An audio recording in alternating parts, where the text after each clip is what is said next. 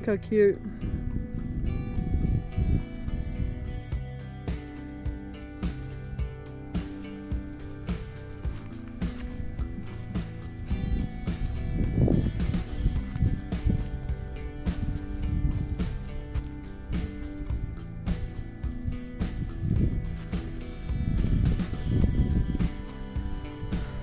Such a pretty day here. We got really lucky. So this is the welcome center. That's the birthday boy. Yeah, they did. Aha. When thunder roars, go indoors. He didn't.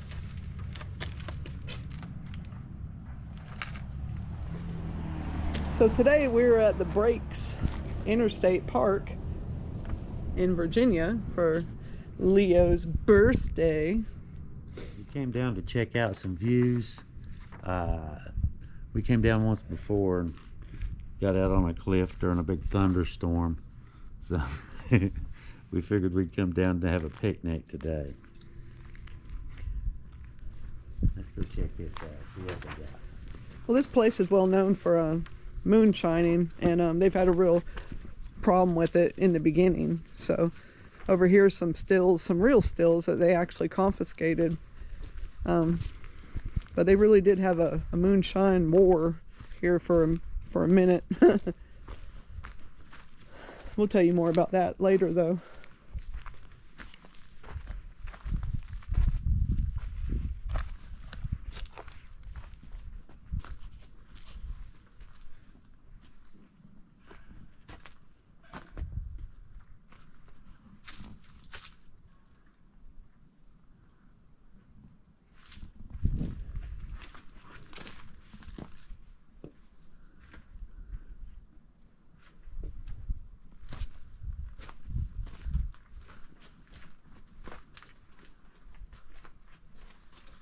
This is making a run of moonshine. In a run, 1 bushel of corn will produce 3/4 to 1.5 gallons. If sugar is used, 1 bushel will produce 6 gallons. After a place is chosen, the equipment is brought in and the mash process begins, taking about 10 days to ferment the corn into beer. When the beer is ready, the still or furnaces is sealed with rye flour paste and the slop arm is closed with a plug stick. Then the beer is placed inside the still and heated to a rolling boil, and 10 gallons of beer is placed in the thumping keg. And the cap of the still is sealed. The tapering cap arm conveys steam from the cooker or the still to the thumping keg, then finally to the copper worm in the barrel of the constantly circulating cool water. As the alcohol vapor passes through the cool copper worm, it condenses and turns back into liquid, which flows out of the coiled worm's end. The final run's proof is about 200 and must be cut to desired proof by adding water. The way you do it, you can shake it. You take moonshine and you shake it. And if the bubbles stay there, they float. If they go directly to the top, that's got water in it. If they hover and carry on, that's how you know you've got good moonshine. Old school moonshiners can shake it and look at the bubbles and tell you the proof of the moonshine. The trick to it, the trick to it is the art to making moonshine. The trick part to it is in the temperature. When you're heating this stuff, you go to the heat is the issue. So you've got water will evaporate at one temperature and alcohol evaporates at a different temperature. So you have to be directly in between so the alcohol evaporates but not the water. The way we used to do it was with a pressure cooker. I've seen it done with a pressure cooker right in the kitchen. This I thought was interesting. I just saw this a second ago as I was coming down. I'd never heard of this. I just saw this a second ago. This is a salt kettle. This cast iron kettle, unearthed in 1961 at Saltville, Virginia, was one of those used for evaporating water from brine in the manufacture of salt. It was probably cast in Marion, Virginia, around 1860 and buried to conceal it from federal troops who captured Saltville in 1864. Presented to Breaks Interstate Park by Olin Matheson Chemical Corporation, 1961. Check this puppy out. It's just a great big old vat.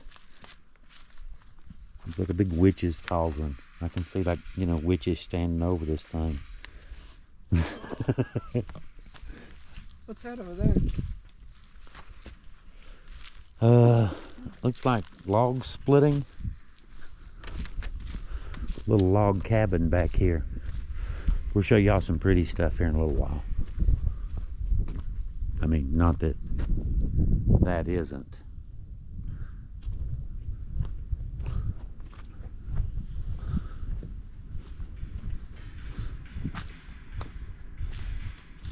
The fire pit out here.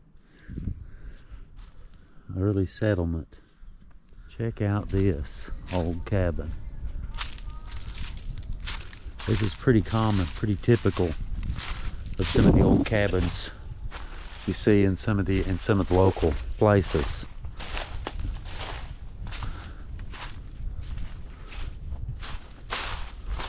Kind of want to see what the back looks like myself. Okay. It's still intact.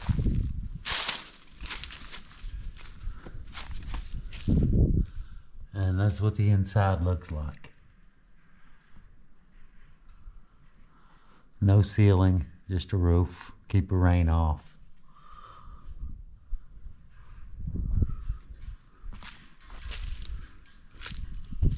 See, they've got a theater down here too. You can see over in the valley, they've got a theater there. Beautiful place. But like Heather said, this is the Breaks Interstate Park. Today's my birthday, and we wanted to do something cool, you know, not real expensive, you know. But we wanted to do something cool, so we figured we'd run back over here. I've been here a few times, years ago. Heather and I came over not long after we moved down here. I brought her over here and was showing her the views, and this thunderstorm came by, and we were hanging out over the railings in a big thunderstorm. Just spectacular view, unbelievable place. So this is Laurel Lake, but it's a different Laurel Lake than the one we've shown you up near Dingus, because we're in Virginia now. Now, this ain't our Laurel Lake.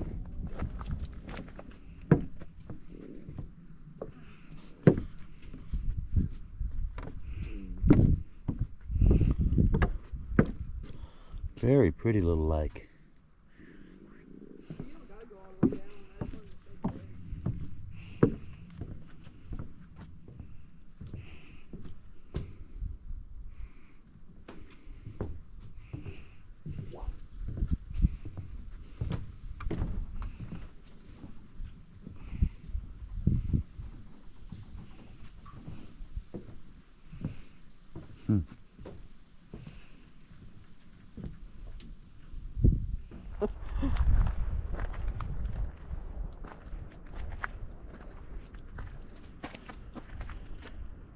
Formation of the Breaks.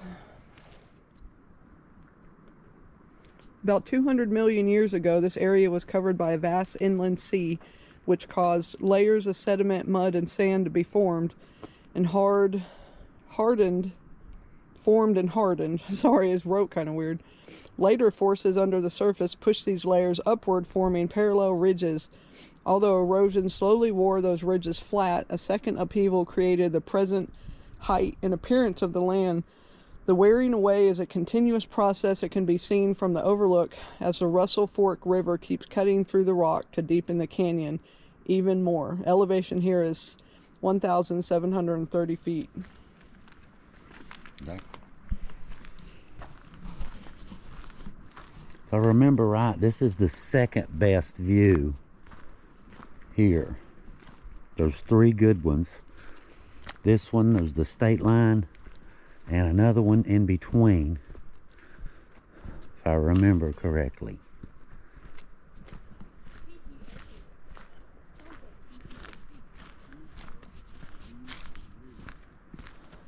How you guys doing? Good, yourself? I can't complain. Beautiful day, ain't it? Oh yeah, that's a gorgeous day.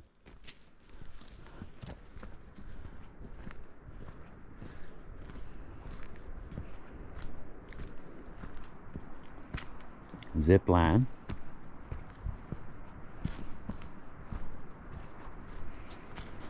You can see going up through there. Cool, huh? What we're going is right down here.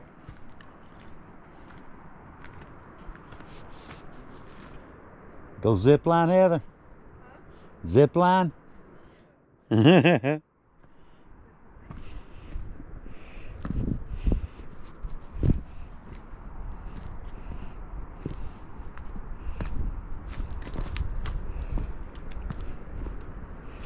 This is what I wanted to show you guys down here.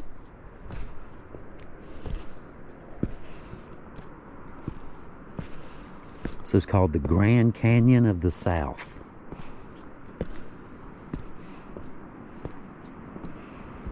Look at that. That is spectacular. Breathtaking view.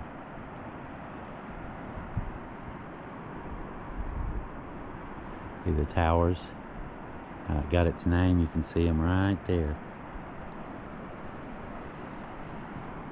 Wild river down in there, isn't it?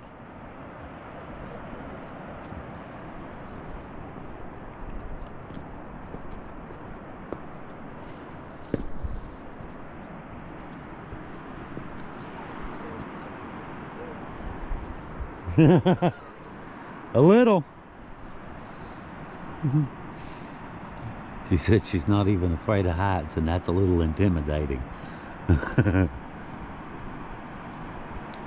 you'd be a minute before you land if you went over right there. It's going to take a while before you land, that's for sure. You can see where the line goes between the towers. There's one up there, one right there. You can see the zip line. I know. Beautiful, isn't it?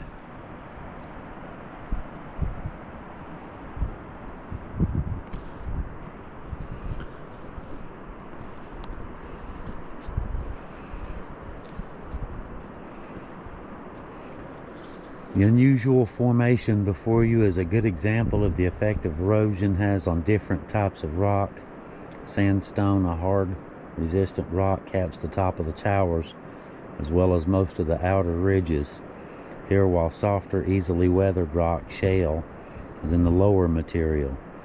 The flowing river slowly wore away the areas of sandstone in its path to expose the soft shale below, which was quickly eroded. In this manner, the river was able to cut almost vertically downward, leaving the hard rock caps and steep walled canyon behind. Elevation here, 1,680 feet. The tower's elevation is 1,665. And that's them right there. Beautiful. We've got to climb all the way back up there. Always a hill to climb. Okay, this is the second one, the Clinchfield overlook. I think this is the pretty one, if I'm not mistaken, if I remember right. This right here is at the top of it.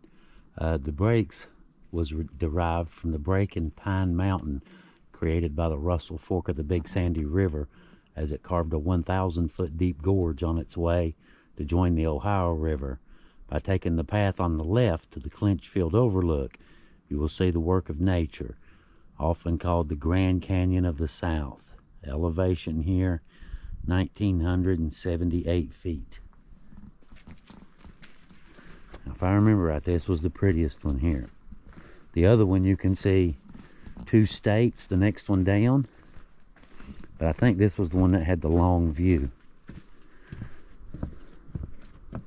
I can see big cliffs over that way.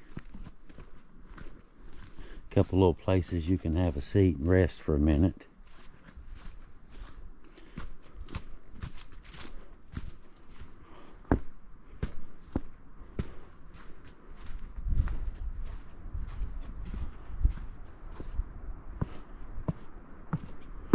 Yeah, this is the pretty one. The Grand Canyon of the South.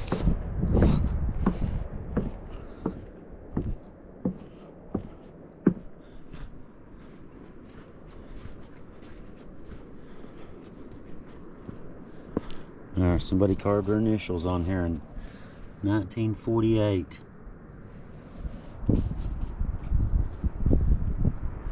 Look at this. My God, look at that. How beautiful is that? See the river way down in the valley? Well, guess what? As beautiful as that is, that's just one side. There's more over here. Look at this. Is that not spectacular?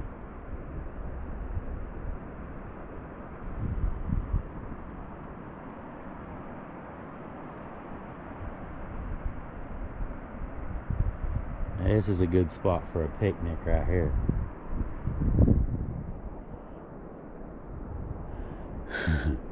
Wow. Let's walk over to the other side and see what that looks like.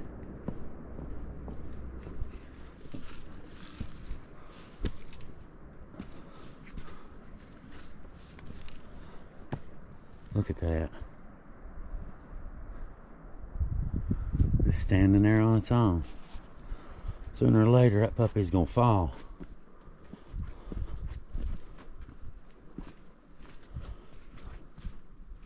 You can see some of the old one. Looks like an old trail going up right there too.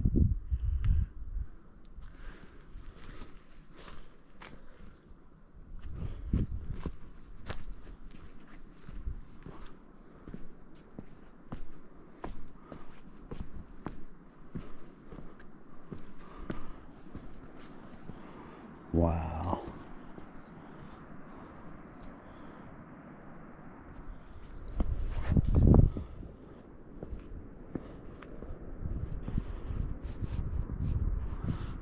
Wow, that's a long way down. Looks like a couple 100-foot drop just to that first step. I'd imagine if this big old rock here went, it'd go all the way to the bottom. That is spectacular. That is beautiful.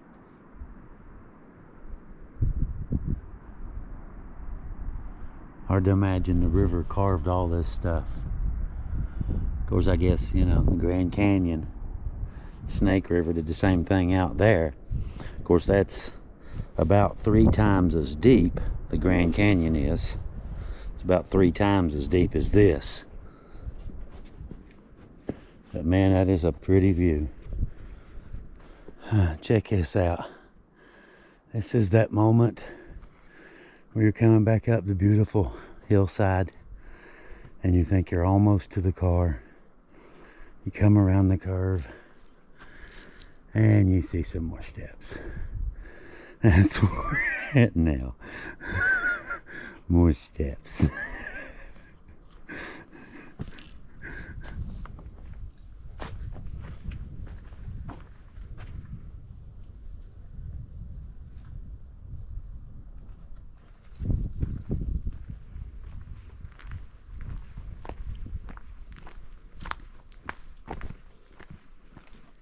So Daniel Boone is credited for finding the breaks. He was trying to find an easier way than coming through the Cumberland Gap. But there was people here before him. He just kind of put it on the map. But this area has had a lot of coal mining history, moonshining wars. Really interesting moonshining history.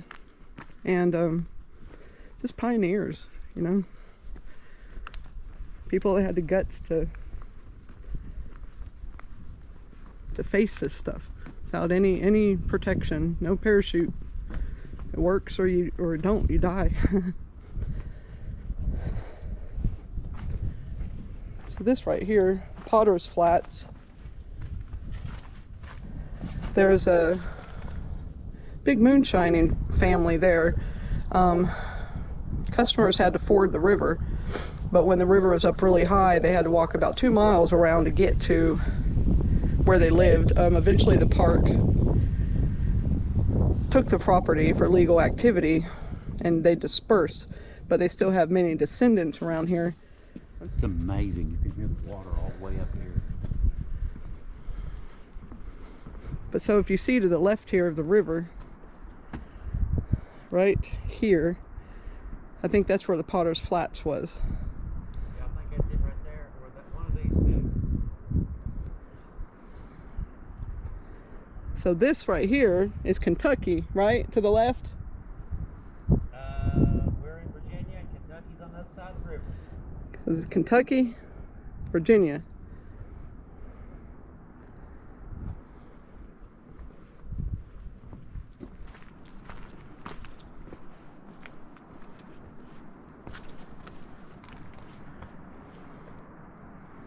You hear the water.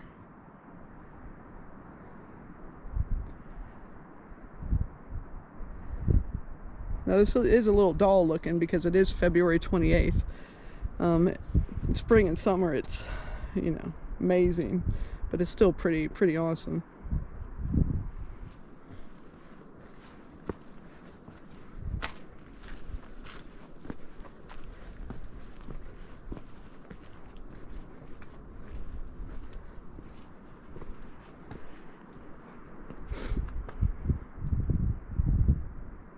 Beautiful, isn't it? I meant me now, not the view.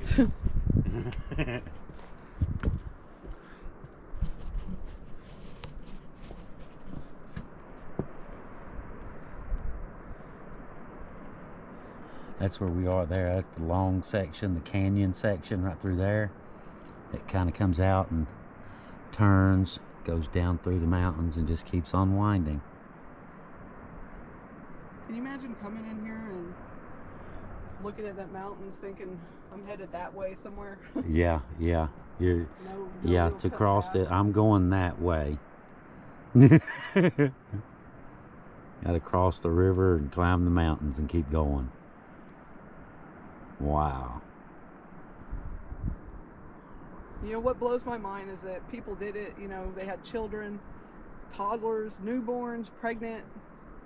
It just didn't matter. They just did it. They didn't have, like, they didn't wait for the perfect time. They just did it. Hope for the best. And, you know, a lot of times it didn't turn out so great, but obviously it did, because here we are. Yeah. Sometimes. Yeah, we made it. Some of us made it. Yeah. All right.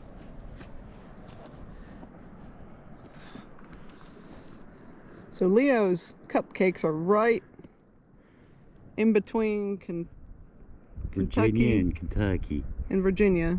Go ahead and light them. I wanted to show y'all something. You know how in all the camping videos, all these camping guys, they're using rubbing sticks together, Brillo pads and batteries, chemical fires, all that kind of stuff. I'm going to cheat too. I'm going to do something cool too. This right, yes, it's a lighter. I'm cheating.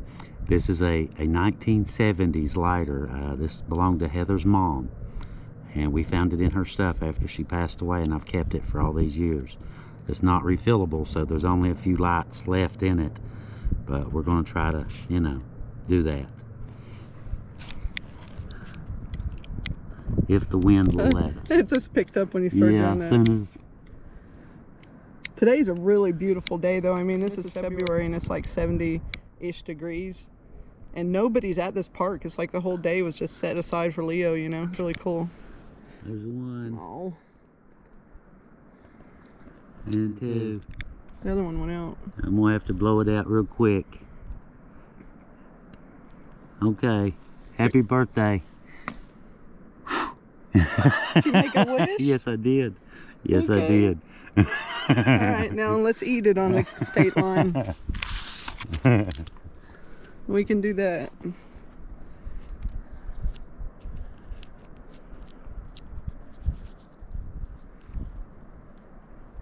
It's any good?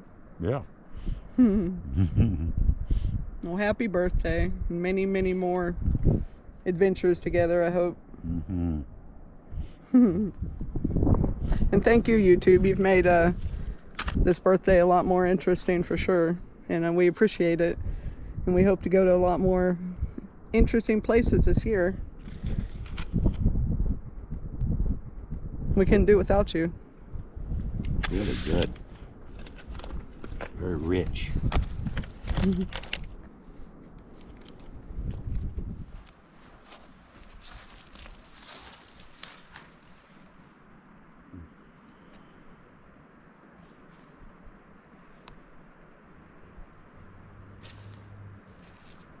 See, there's a name Potters. I think the Potters Flats is the name of the family.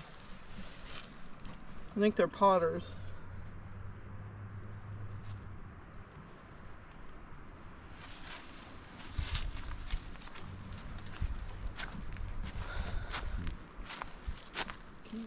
Look there, Heather. Potter. Unknown but to God, here rests the body of a soldier of the Confederacy, struck down by an unknown assassin in May of 1865, apparently on his way home in the South. And he was buried in a coffin made of boards riveted from a great oak by 4 men of this community. After the turn of the century, a rose bush marked the final resting place of a soldier who was known only to God. There's the old bush too, still here. Now this one is the Russell Fork overlook. This is an old one here. This one hadn't been, the other ones have been redone recently. This one hasn't. This should be a pretty view.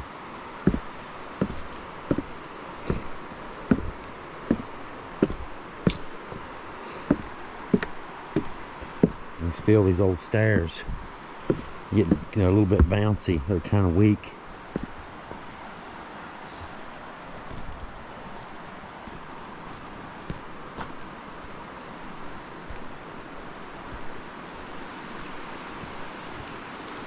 Wow.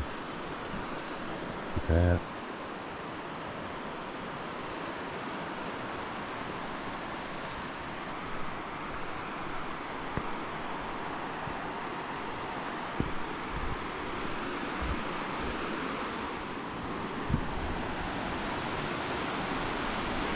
Wow.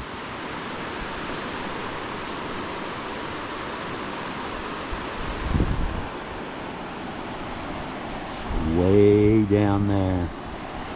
Like about a, just guessing, 500-600 foot drop straight down. And this is out on a ledge too. Wow. That is beautiful.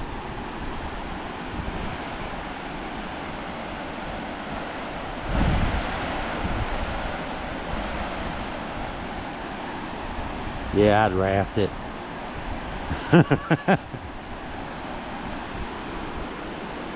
Absolutely would raft it. You'd probably camp right about there somewhere.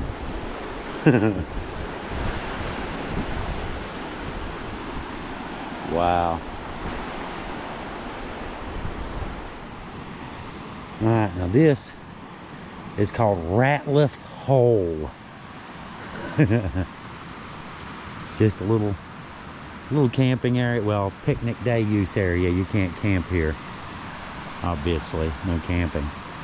They still got the old gas lights.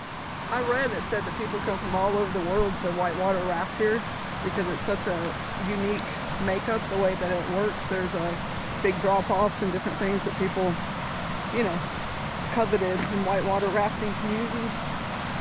Yeah, sign back there said raft at your own risk. I didn't say it wasn't dangerous. They said it was fun. It was fun. It's a beautiful spot. Cool. Assuming you don't break your leg, it's a beautiful spot.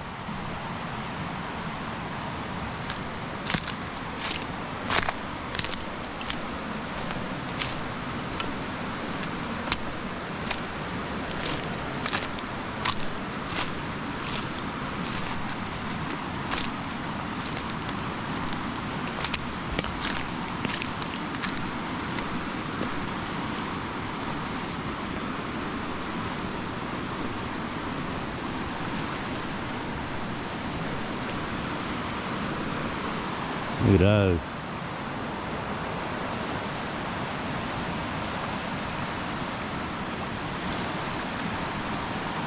But there's some good fishing in here too.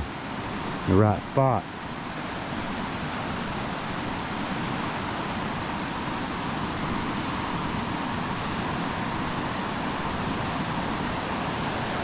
Water getting out of here quick, ain't it? Looks like it's moving 20, 30 mile an hour right through there.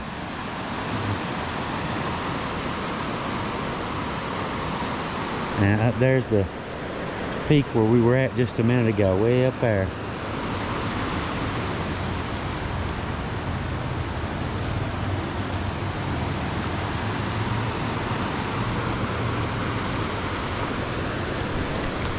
Beautiful spot.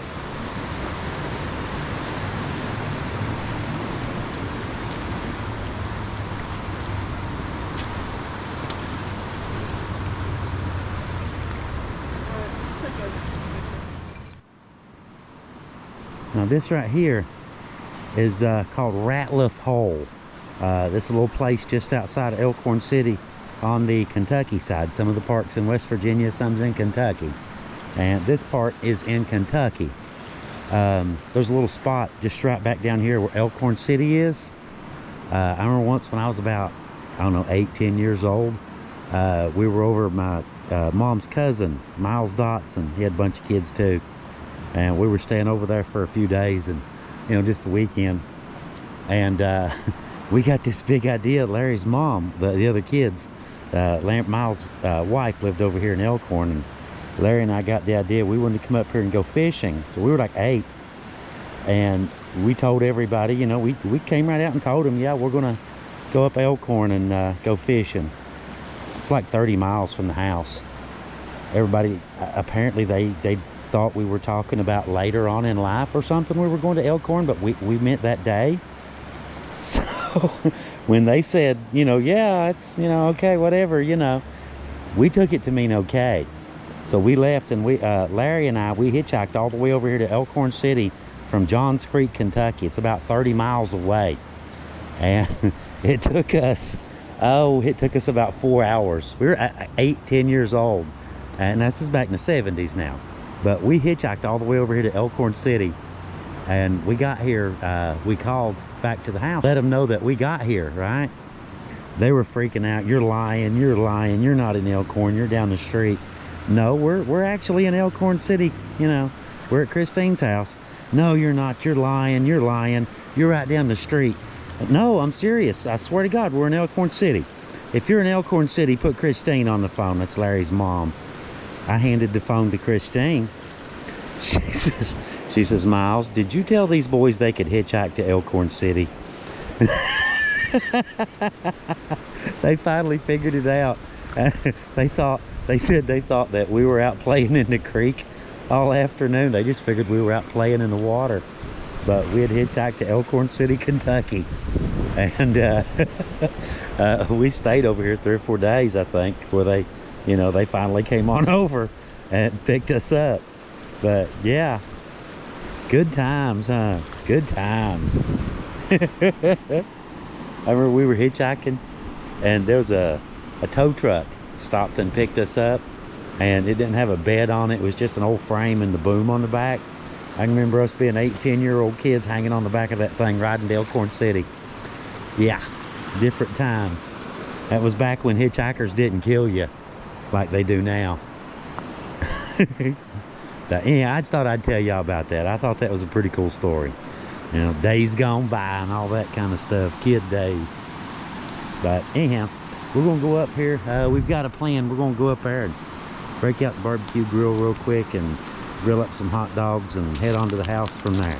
So guys, thank y'all for watching. Thank you for coming along. Hope you enjoyed our little trip to the breaks. Hope we showed you something cool. Hope you enjoyed it. Thank you guys. Like I said, thank you for watching, and you guys have a great day. Thanks.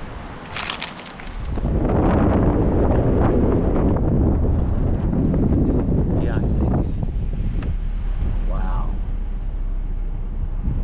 All the way up through there.